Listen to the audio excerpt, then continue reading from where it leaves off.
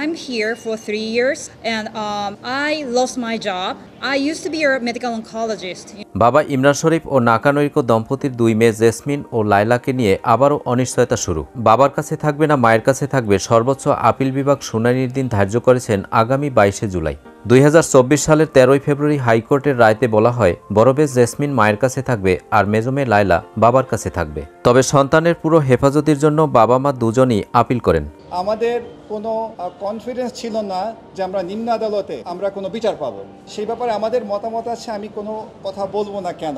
2023 সালের 9 এপ্রিল হাইকোর্টের নির্দেশ অমান্য করে বড় মেয়েকে নিয়ে জাপান ফিরে যায় নাকানোএরিকো।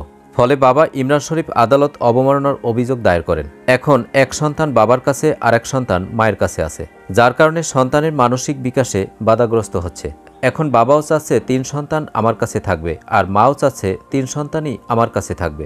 এ নিয়ে সর্বশেষ চূড়ান্ত রায় আগামী 22শে জুলাই। দর্শক, আজকের নতুন খবর পেয়ে আপনার কেমন লাগলো অবশ্যই কমেন্ট করে জানিয়ে দিন। আর ভিডিওটি যদি ভালো লাগে তাহলে আমাদের চ্যানেলটি সাবস্ক্রাইব করে আমাদের পাশে থাকুন। ধন্যবাদ।